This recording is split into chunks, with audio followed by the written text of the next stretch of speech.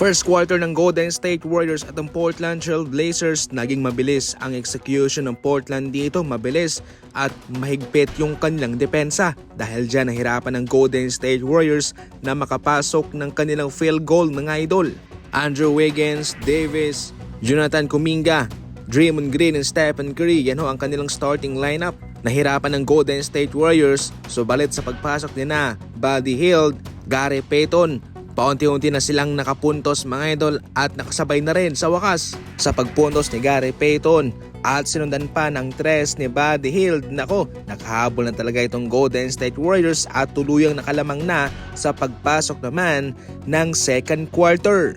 Naging swabe na, nagtuloy-tuloy na yung kanilang magandang opensa rito at marami na din ang nakapasok ng tres sina Melton, Green and Buddy Hield. Sa Portland Trail Blazers naman, naging balance rin yung kanilang scoring at marami-rami din yung mga nagko-contribute sa kanila. So far, yung kanilang depensa ay maganda rin. Pero heto, bago matapos yung second quarter o yung first half, ito sa Draymond Green ay natawagan pa ng technical foul. Ito'y marahil patuloy siyang nagre-reklamo sa referee mga idol. So far hindi ito maganda para sa Golden State Warriors na para bang wala pa rin ginagawang aksyon patungkol si Green dito na inilalagay niya sa kapahamakan ang kanyang kupunan. Dahil dito ay dali-daling dumawag ng timeout si Coach Steve Kerr para hindi na lumala ang sitwasyon. Matawagan pa ulit, automatic ejected yan dahil patuloy pa rin ngang lumalakad si Draymond Green sa referee. Nako mga idol, delikado yan. Anyways mga idol, sa pagpasok naman ng third quarter, nako parang pinaglalaroan na lamang ng Golden State Warriors itong Portland Trail Blazers sa mga tres sa kanilang mga atake. Napaka-agresibo, napaka-impressive ng kanilang ginagawa mga idol. Tambak ang inabot dito ng Portland Trail Blazers na malaki na ang kanilang agwat. Kay Melton pa lang, Buddy Hield pa lang, mga tres na kanilang pinapakawalan, napakasolid.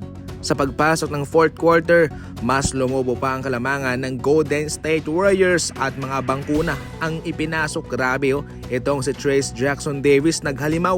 Nagpahinga na sina Stephen Curry and Buddy Hield mga idol. So far, nagpaulan, nagtagumpay ang Golden State Warriors sa kanilang mga 3-pointers. Panalo ang Golden State Warriors laban sa Portland Trail Blazers.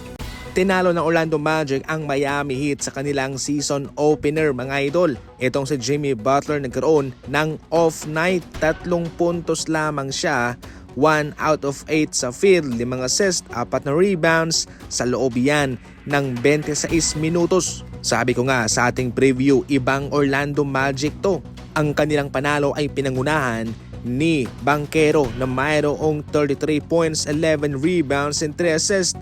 Plus, meron pang Wagner na mayroong 23 points, 4 rebounds and 4 assists. At si Harris, nako, nakapukol ng 6 na 3. Para sa Miami Heat naman, si Rozier, 19 points and Tyler Hero, 14 points. Ito ang unang talo ng Miami Heat mga idol at unang panalo sa Orlando Magic.